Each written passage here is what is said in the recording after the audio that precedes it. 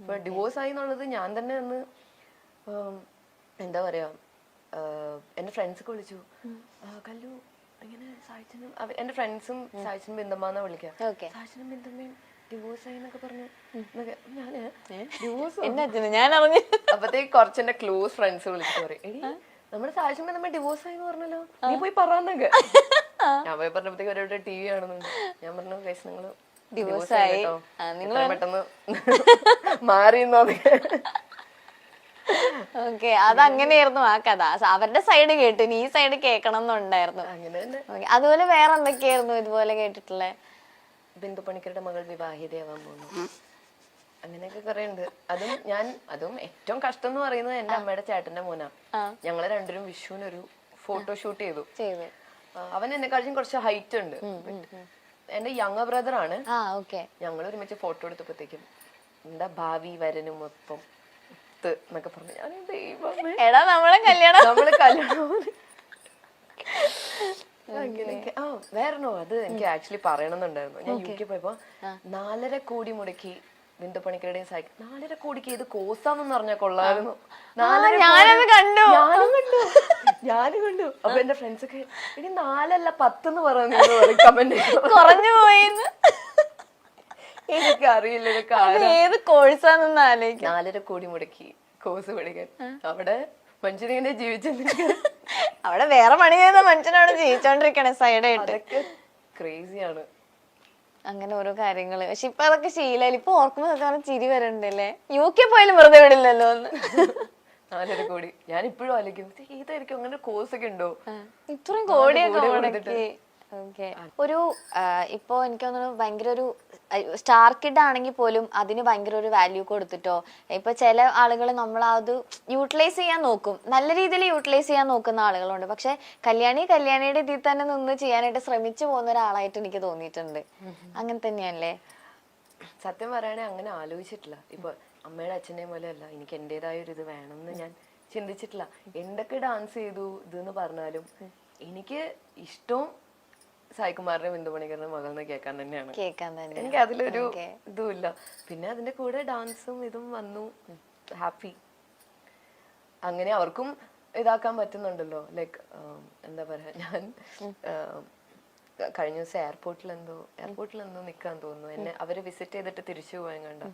അപ്പൊ ഒരു പെൺകുട്ടി വന്നിട്ട് അച്ഛനും അമ്മയും അവിടെ കോഫി കുടിച്ചിരിക്കും. ഞാൻ കുറച്ചും കൂടി മാറി വന്നിട്ട് കല്യാണിയുടെ അച്ഛനും അമ്മയല്ലേന്ന്.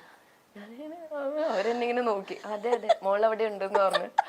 അങ്ങനെ കുറച്ച് പേര് ചോദിക്കാറുണ്ട് ആക്ച്വലി. കുറച്ച് ഇപ്പോഴത്തെ സായികുമാറിന്റെ എക്സ്പ്രഷൻ ആലോചിച്ചോണ്ടിരിക്കണേ. അതെ അവിടെ ഉണ്ട്. അങ്ങനെ കുറച്ച് പേര് ചോദിക്കാറുണ്ട്. പക്ഷെ അവർക്കത് ഭയങ്കര പ്രൗഡായിരിക്കും. അങ്ങനെയാണെങ്കിലും ഇങ്ങനെയാണെങ്കിലും നമ്മളൊക്കെ ഒരു ഫാമിലി. പക്ഷെ എനിക്ക് അച്ഛന്റെ അമ്മയുടെ മോളാന്ന് അറിയപ്പെടാനാണ് എനിക്ക്. അതെ. പിന്നെ പക്ഷെ എന്നാലും പുറത്തൊക്കെ ഇറങ്ങുമ്പോ ആളുകൾ എനിക്ക് തോന്നുന്നു ഈ റീൽസിലൊക്കെ ഇതായി കഴിഞ്ഞ ശേഷം പുറത്തിറങ്ങുമ്പോ കൂടുതൽ പേര് ആ കല്യാണിനെ ഇതാക്കി തുടങ്ങിയത്. റീൽസ് ഒക്കെ ഒന്ന് മെച്ചപ്പെട്ടു വന്നപ്പോ ആൾക്കാര് തിരിച്ചറിയാൻ. ഈവൻ യു കെയിലൊക്കെ പോകുമ്പോഴും ഞാൻ അത്ഭുതപ്പെടാറുണ്ട് actually. Like I'm grateful that ഇപ്പൊ ഒരു വഴി കൂടെ പോകുമ്പോ ഒക്കെ എനിക്കിപ്പോഴും ഓർമ്മയുണ്ട്. ഞാൻ സെൻട്രൽ ലണ്ടൻ അല്ല, ഈസ്റ്റ് ലണ്ടൻ ആണ്. ഞാൻ ഇങ്ങനെ നടക്കും, ഈവനിങ് നടക്കും, ചിലപ്പോൾ എനിക്ക് ക്ലാസ്സില്ലാത്ത സമയത്ത് നടക്കുമ്പോ ഒരു സ്വിഗ്ഗി അല്ല, അവിടെ എന്താ ഊബർ ഈറ്റ്സും അല്ല, ഡെലിവറു എന്ന് പറഞ്ഞിട്ടുണ്ട് ഒരു ആപ്പ്. അപ്പൊ ഡെലിവറി ചെയ്യണ ഒരു 40+ ഉണ്ടാവും. ബാക്കിൽ സൈക്കിൾ നിർത്തിയപ്പോ ഞാൻ പേടിച്ചു ആക്ച്വലി. സ്നാച്ചിങ് ഒക്കെ ഭയങ്കര കൂടുതലാണ്. ഞാൻ വിചാരിച്ചു സ്റ്റാബിങ് ഒക്കെ കൂടുതൽ ആക്ച്വലി അവിടെ. ഞാൻ പേടിച്ചു. ഞാൻ നോക്കിയപ്പോഴത്തേക്ക് അവര് അയ്യോ പേടിക്കണ്ട, മലയാളി. അതെ സായികുമാറിന്റെ മോളല്ലേ? ഞാൻ പറഞ്ഞു അതെ. അയ്യോ എനിക്ക് ഭയങ്കര ഇഷ്ടമാട്ടോ എന്നൊക്കെ പറഞ്ഞ ഒരു സെൽഫി ഒക്കെ എടുത്തിട്ട് പോയി. അതൊക്കെ ഒരു സന്തോഷല്ലേ നാട്ടിലൊക്കെ.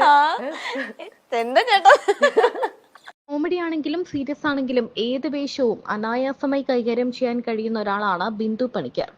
1992 സിബി മലയിൽ സംവിധാനം ചെയ്ത കമലദളത്തിലൂടെയാണ് ബിന്ദു പണിക്കർ ചലച്ചിത്ര രംഗത്തെത്തിയത്. ഏറെക്കാലമായി നടൻ സായികുമാറിനൊപ്പം ലിവിംഗ് ടുഗദറിലായിരുന്നു ബിന്ദു പണിക്കർ. 2009 ബിന്ദു പണിക്കർ സായികുമാറിനെ വിവാഹം ചെയ്യുന്നത്.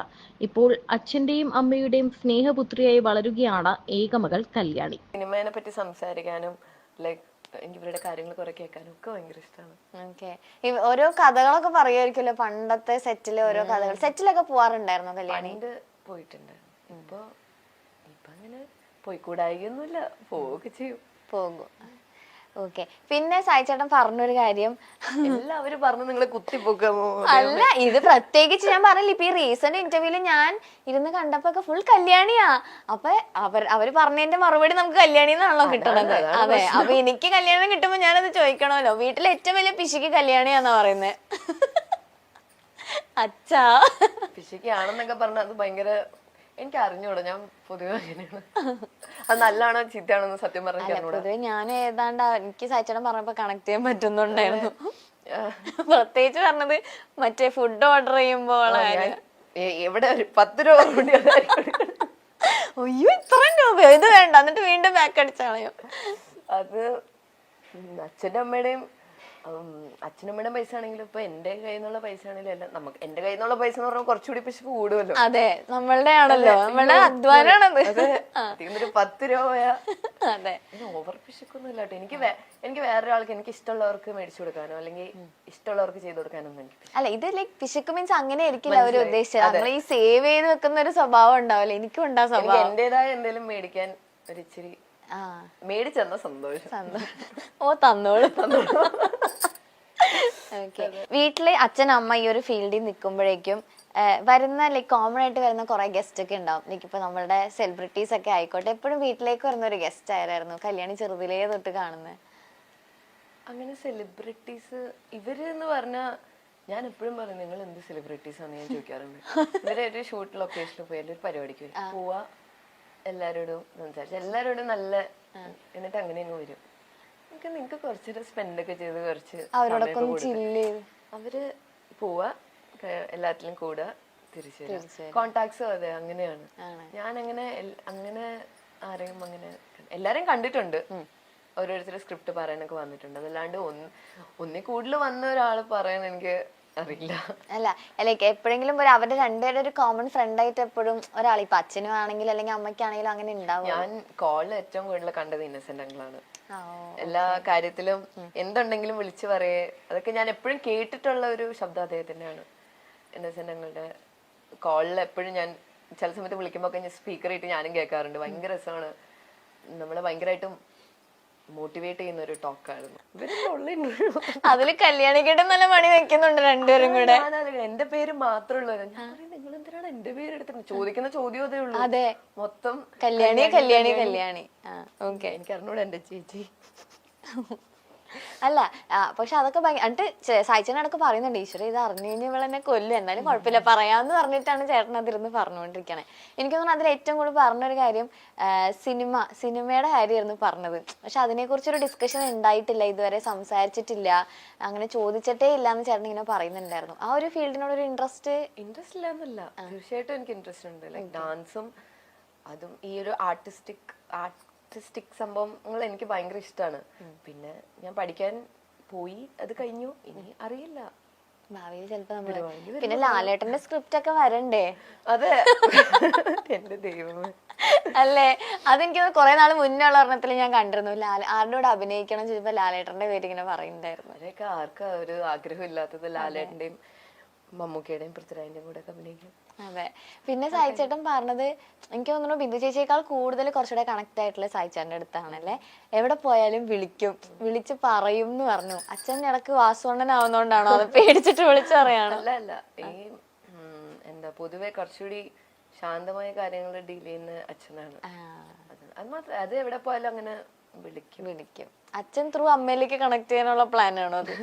അതിന് എന്തെങ്കിലും ചെറിയ കളത്തരൊക്കെ ഉണ്ടെങ്കിൽ ആദ്യം അച്ഛനോടെ പറയുള്ളൂ, വഴി ഇങ്ങനെ അമ്മയോട് പൊക്കോളും.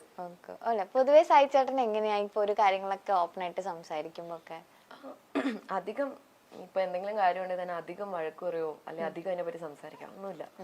തോന്നുന്ന കാര്യങ്ങള് പറയേണ്ട രീതിയിൽ കുറച്ച് പറയുള്ളൂ. പക്ഷെ പറയുന്നതില് എന്തെങ്കിലും വഴക്കൊക്കെ പറയണ അങ്ങനെ. പക്ഷെ പൊതുവെ വീട്ടില് ഭയങ്കര കാം പേഴ്സൺ ആണ്.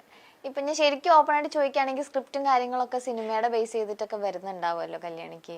എന്തുകൊണ്ടാ ഇപ്പൊ വേണ്ടെന്നുള്ളൊരു ഡിസിഷൻ? ഇപ്പൊ വേണ്ടെന്നല്ല, നല്ലത് ലൈക് നമുക്ക് ചെയ്യാൻ പറ്റുന്ന ഒരു ക്യാരക്ടറിനെ ഉള്ളൂ.